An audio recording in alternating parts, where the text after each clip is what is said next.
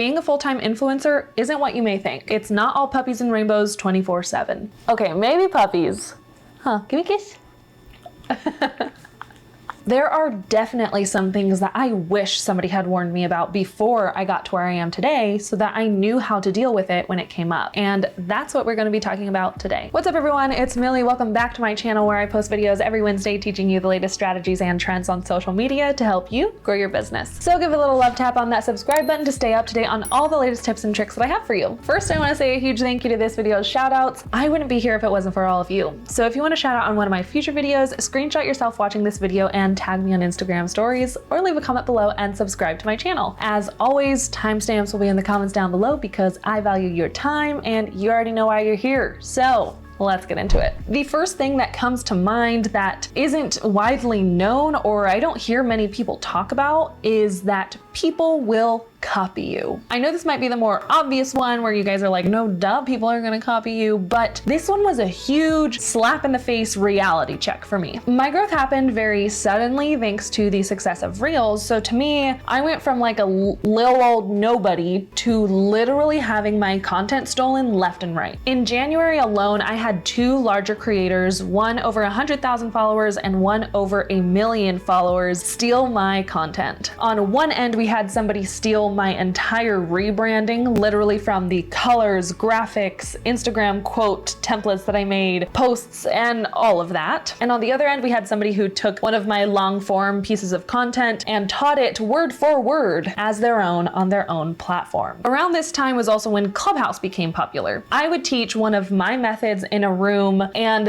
then when the room was over, I would hop over to another room and bam, somebody's literally teaching my methods and everything I had just taught as their own teachings with no credit, pretending that they were the expert. It was their words, it was their teaching, when there is a difference between somebody getting inspiration from your content and somebody stealing your content word for word. This one was really hard for me to understand, that my growth meant to everybody else I was now looked at as an industry leader, even though to me, I'm the same person. I felt like the same person who woke up yesterday. It was this weird sense of feeling betrayed in a way. This is definitely a funky thing to try to navigate because unfortunately it does happen a lot, especially with social media. Now, I understand that there's probably a learning curve for a lot of people. For example, everything that I've learned, I had to learn somewhere, right? The difference is I openly talk about the courses that I've taken to get me to this point and the coaches who have helped me throughout my entire journey, because without those resources, I wouldn't be where I am today. And I believe that it is important to give credit where credit is due. But on top of that, I take in everything that I learn from courses, YouTube videos, Instagram, blogs, and instead of copying and pasting somebody else's work, which somebody lazy might do, I sit on it, thoroughly test it for myself, and I try to find a better or more efficient way of doing something that is uniquely mine to teach to all of you. So please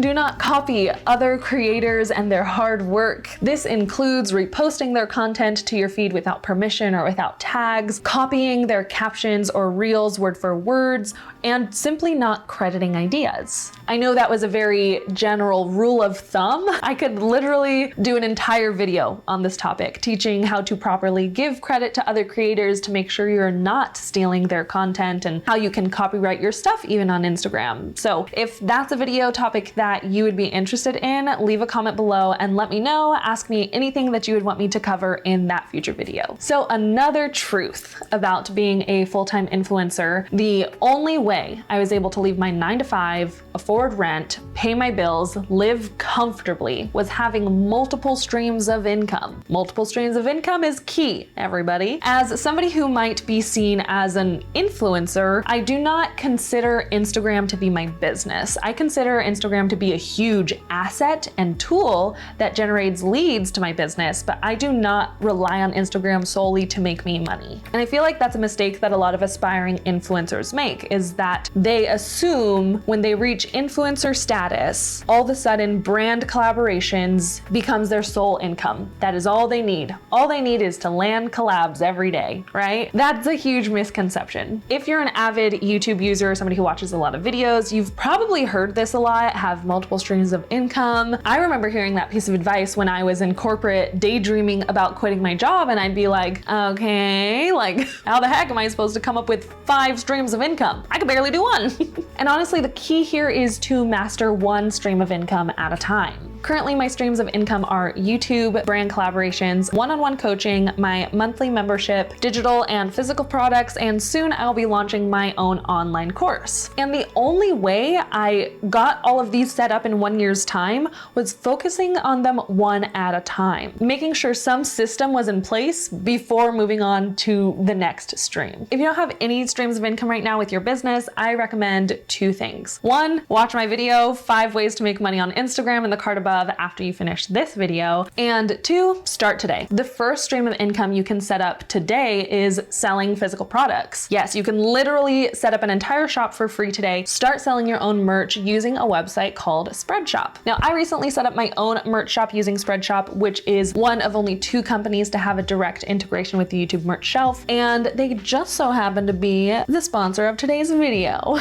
So Spreadshop is an online shop platform where you can create and sell your own merch for free, no strings attached. I do have a video on my channel that shows you a step-by-step walkthrough for how you can set up your shop in literally 10 minutes. Then once you start making sales, you'll get a percentage of the sale, and Spreadshop does everything else for you. So they provide the products, they make them, track the order, package, shipping, payment processing, customer communication, literally everything. So if you've been thinking about what it would be like to create and sell your own products and start opening another stream of income, right now is the perfect time. Open your shop with Spreadshop through the link in the description. All right, so this next topic that no one talked to me about might stir the pot a bit. I know a lot of people have a strong opinion on it, but I think it's important for anybody who wants to be an influencer to truly know what it's going to be like, which is why I'm going to bring it up. As always, I will do my best to be unbiased first and simply share both perspectives, both sides of the coin, so that you can create your own opinion on this topic. Then I will also share with you how I apply this topic to my brand. So number 3, set boundaries so that your personal brand doesn't become too personal. As you grow, you will notice that more and more people will start expecting you to use your platform to voice an opinion, make a stance, bring attention to certain situations, choose a side, etc., etc. Some people firmly believe that influencers, if you have a platform, you should use that platform for good. Or should I say, what they perceive good to be. On the other hand, there are people who believe that you should completely avoid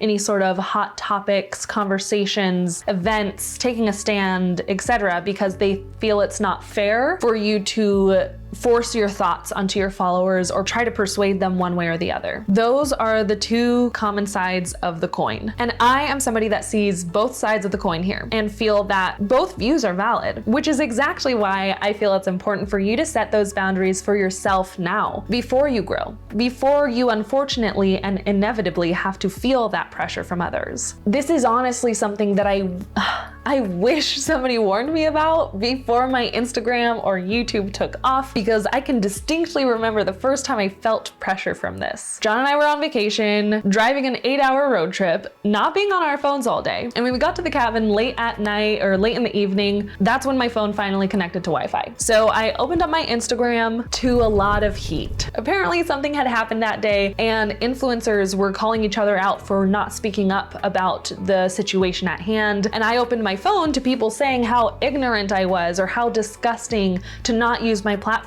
when in reality, I had no idea what was going on. I had no idea what they were talking about because I was on vacation. I didn't look at my phone all day because it was my maps. It was maps to get us to our destination, and that was it. While on one side, I did feel so blessed that my Instagram grew to 50,000 followers in a short amount of time thanks to a reel that had blown up. For the newer people who had recently found my page, they probably assumed I was already like this big influencer and they expected these great big things or actions from me. To me, I was still me, but this social media version of Millie now got hate for not speaking about certain topics. And then when I did try to speak up, I got hate for that too. I was totally not used to this. Like, if you want to talk about feeling expectations, I get it. I was raised in church with a big happy family, got straight A's. People constantly expected me to be perfect coming out of the womb, basically. Like, I expected me to be perfect. But this was on a whole other level of strangers expecting me to speak on things that I had no education on. Pretty wild stuff. So, know what you're comfortable posting or talking about. You don't have to live up to anybody else's expectations. Understand that everybody's going to have different opinions or boundaries on this, and that's okay. It's not up to us to decide how somebody else chooses to run their personal brand, because after all, it's literally their brand.